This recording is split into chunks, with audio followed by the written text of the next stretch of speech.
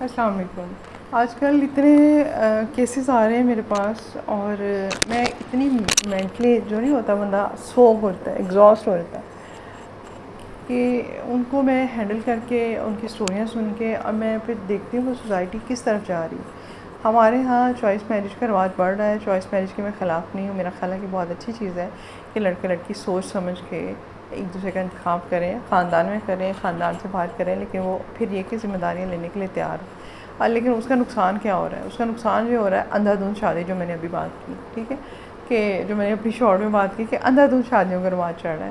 لڑکا ایموشنل ہو جاتا ہے، ہائی میں مر جاؤں گا اس کے بغیر. لڑکی کہتی ہے ہائی بھائی بس میرا تو اس کے بغیر گزارا نہیں، بیاہ کر دو. اب ضرور کر دیں، لیکن اس سے پہلے جو ہے نا تھوڑی سی لڑکی کی ٹریننگ کر دیں. لڑکی کو بتائیں کہ ساس نندوں کے ساتھ بھی رہنا پڑے گا. شوہر کو بھی، لڑکے کو بھی یہ سمجھائیں کہ تم نے بھئی اب ایک ذمہ داری قبول کرنی ہے، تم نے اب کیسے سارے معاملات کو ہینڈل کرنا ہے. لڑکا بھی سمجھتا ہے بس ہاں وہ کیا، لڑکا لڑکی دونوں ہی سمجھتے ہیں. مجھے ایک بچپن میں کوئی شادیوں میں سنا ہوا ایک گانے کا بول یاد آ رہا ہے، ہم تم دونوں رہیں گے برتن مانجھا کریں گے. اب وہ ان کے دل میں ایک ہوتا ہے کہ بس جیسے کوئی بڑا فلمی سین ہوگا، ہم دونوں ہوں گے، کوئی دنیا میں اور نہ بندہ نہ بندے دی ذات، نہ کوئی مسئلہ نہ مسائل، پیسہ ہوگا اور دنیا بڑی حسین اور رنگین ہوگی. ٹھیک ہے، جبکہ ایسا نہیں ہے. حسین ہوتی ہے لیکن ساتھ میں سنگین بھی ہوتی ہے. کمانا بھی ہوتا ہے، کھانا بھی ہوتا ہے، گھر کے معاملات بھی چلانے ہوتے ہیں، گھر کی صفائیاں بھی کرنی ہوتی ہیں، گھر سیٹل بھی کرنا ہوتا ہے. اب لڑکی کہتی ہے میں آئی ہوں تو مجھے میرے سے کوئی کام نہ کرایا جائے، اور اگر مجھے کوئی کام کراؤں تو پھر میرے آگے 10 فرشی سلام ہو. واہ واہ واہ واہ، کیا کمال کر دیا. اب سسرال والے جو ہوتے ہیں، سسرال والوں کے اپنی ناک پہ مکھی نہیں بیٹھنے دیتے. وہ سمجھتے ہیں کہ ہم نوکرانی لے کر آئے ہیں. ٹھیک ہے، اب لڑکا سمجھتا ہے کہ لڑکا کچھ دیر کے لیے تو بیوی کے ساتھ بڑا اچھا رومانس اس میں گزار لیتا ہے ٹائم. اس کے بعد وہ گھر والوں کے حوالے کر کے پھینک کے چلا جاتا ہے کہ اچھا یہ خود ہی بھگتے ہیں، خود ہی نپٹے. وہ بھی بھاگتا ہے، اس کو بھی نہیں اسٹینڈ لینا آ رہا ہوتا. اس کو یہ بھی نہیں سمجھ آ رہی ہوتی کہ میں نے ذمہ داریاں کیسے اٹھانی ہیں، میں نے بیوی کو کیسے ہینڈل کرنا ہے، میں نے گھر والوں کو کیسے مینیج کرنا ہے. تو اس لیے تھوڑی سی تربیت ہونی ضروری ہے لڑکے لڑکی کی. یونیورسٹیوں کا بھی، کالجز کا بھی کام ہے کہ یہ چھوٹے چھوٹے ٹیوٹوریل رکھیں جس میں ان کو پریکٹیکل لائف سکلز، ٹھیک ہے، لائف سکلز کے نام سے آپ چاہے آپ ایک کورس سلیبس میں شامل ہو جائیں. جیسے میں نے آئی بی میں سنا تھا کہ کوئی ایک کورس ہے ان کا جس کے کوئی مارکس نہیں ہے لیکن وہ مینڈیٹری ہے. سیٹرڈے کو ایک کلاس ہوتی ہے، کوئی ٹیوٹوریل ہوتا ہے. تو آپ سارے یونیورسٹی کالجز والے یہ مست قرار دے دیں کہ ایک ٹیوٹوریل ہوگا ونس اے ویک جس میں لائف سکلز ہوں. ڈفرینٹ آپ ٹاپک سلیکٹ کر لیں، آپ بچوں سے ٹاپک سلیکٹ کروا لیں، اور اس کے بعد جو ہے نا اس کے اوپر جو آپ کے ڈفرینٹ ٹیچرس، ہر ٹیچر جو ہے نا، مطلب ایک پہ بھی برڈن نہ ڈالیں، ڈفرینٹ ٹیچرز جو ہے نا اپنا ڈفرینٹ پوائنٹ آف ویو دیں، ڈسکشن ٹائپ ہوا کریں.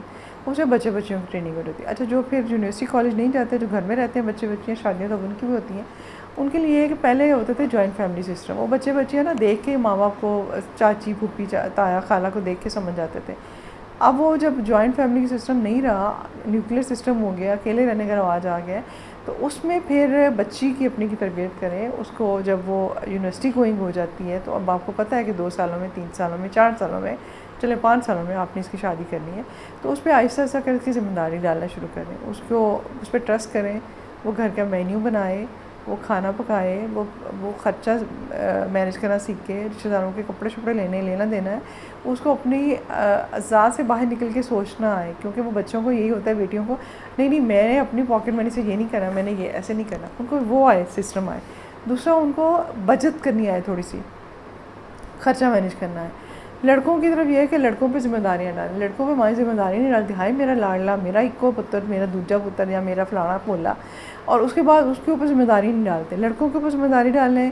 اگر بہنیں ہیں، وہ بہنوں کو لے دے، ان کے گھروں میں جائے، ان کی ساری ذمہ داریاں پوری کرے. اب کیا ہوگا، اس کو آہستہ آہستہ وہ پوری کرتے ذمہ داریاں اپنی بیوی کی ذمہ داریاں پوری کرنا آ جائے گا. اس کو بتائیں کہ آپ نے اپنے کمرے کی صفائی ستھرائی کا مینیج کرنا ہے، اپنے کھانے کے برتنوں کو مینیج کرنا ہے، آپ نے ماں کی دوائیوں کو بھی خیال رکھنا ہے، آپ نے اس میں سے بچت کرنی ہے جو آپ کماتے ہیں، آپ نے اپنی بیوی کا حصہ بھی دینا ہے، اپنی پاکٹ منی اب شیئر کرنے کا موقع آیا چاہتا ہے. ٹھیک ہے، تو یہ اس چیز کے لیے 6 مہینے سال لگا کے اپنے بیٹی کو تربیت دیں. اچھا ایک اور بات جو مجھے لگتا ہے بہت اگنورڈ ہے اور میرا دل کرتا ہے اس میں بات کروں.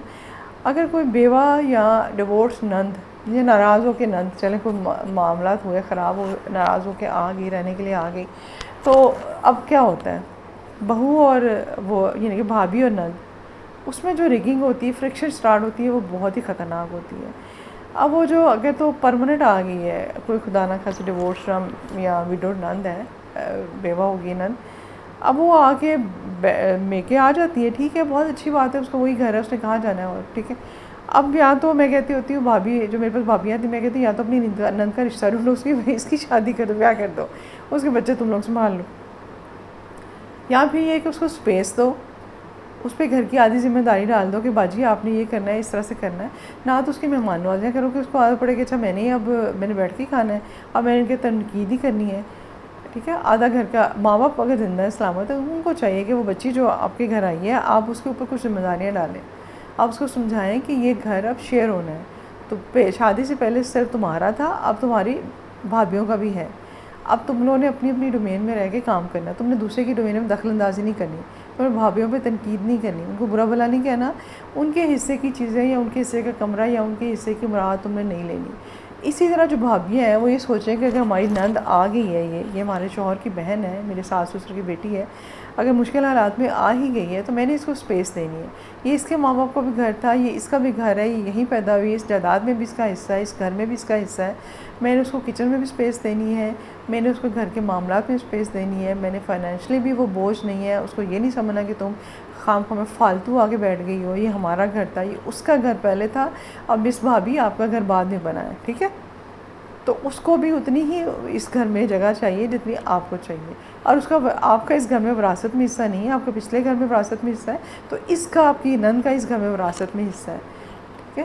یہ سوچ کے آپ نے اس نند کے ساتھ اچھا سلوک کرنا ہے. اور جو والدین ہیں، والدین کیا کرتے ہیں، والدین جھکاؤ ایک طرف ہو جاتا ہے. والدین یا تو وہ آئی جو بچی ہے، بیٹی ہے آپ کی، بیوہ ہو کے آئی، آپ کا سارا جھکاؤ اس طرف ہو جاتا ہے. آپ اپنی بہوؤں کو اگنور کر دیتے ہیں، بہوؤں سے کے معاملات میں دخل اندازی کرتے ہیں، بہوؤں کو کہتے ہیں تاڑی نند ہے وڈی یہ نہیں گھر سامنا یہ تھوڑوں حکمرانی کرے گی. یہ بہت ہی غلط رویہ ہے. اس کا مطلب ہے کہ آپ جو ہے نا، آپ نفرتیں بو رہے ہیں، آپ رشتوں کو قتل کرنے کے ذمہ دار آپ ہیں. نند اور بھابھی کا رشتہ سارے گھر کا سکون، اور اس میں غریب جو پستا ہے وہ مرد پس جاتا ہے. ایک طرف وہ بہن کی سائڈ لے رہا ہوتا ہے، ماں باپ اس کو ایموشنلی بلیک میل کرتے ہوتے تیری بہن ہے، تو میرا بھرا، تو میرا خیال نہیں رکھتا، کنے رکھنا. دوسری طرف وہ بیوی کی طرف پھنسا ہوتا ہے کہ اچھا وہ جو باجی ہیں وہ بہت دخل اندازی کرتی ہیں، میرے کاموں پہ تنقید کرتی ہیں، میری الماری سے کپڑے نکال کے لے جاتی ہیں، اور اپنی پسند کے ڈرامے لگا لیتی ہیں جب میں ٹی وی دیکھ رہی ہوتی ہوں، دیر سے اٹھتی ہیں، ناشتہ مجھے ان کا بنانا پڑتا ہے، اب میں کھانا بناتی ہوں اتنی گرمی میں، اور باجی جو ہے نا اپنا کریڈٹ لے لیتی ہیں، کیڑے نکالتی ہیں وغیرہ وغیرہ. اب ہر رشتے کو نا اگر آپ دوسرے کے معاملے میں ٹانگ نہیں اڑاؤ گے نا تو آپ نہیں گریں گے.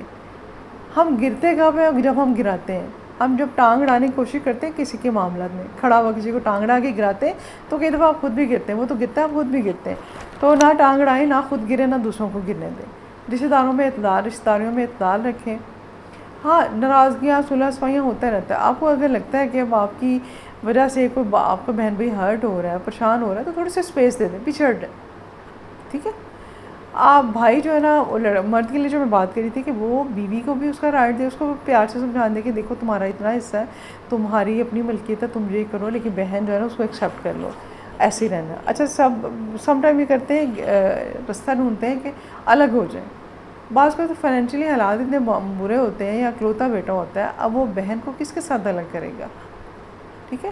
اب خاتون کہتی ہے جی میرے ہر کام میں تنقید بہت ہوتی ہے، بھابھی جو ہے میری نند جو ہے نا ہر چیز میں تنقید کرتی ہے، میری بےزتی کرتی ہے. اب اس صورت میں نندیں غلط ہیں. اب لڑکے کو سٹینڈ لینا چاہیے. لڑکے کو یہ کہیں گے بہنوں تم نے رہنا ہے، مجھے اپنا گھر بھی بسانا ہے، تو تم لوگ پلیز میری بیوی کی عزت کرو، اس کے ساتھ تم لوگ انٹرفیئر نہ کریا کرو.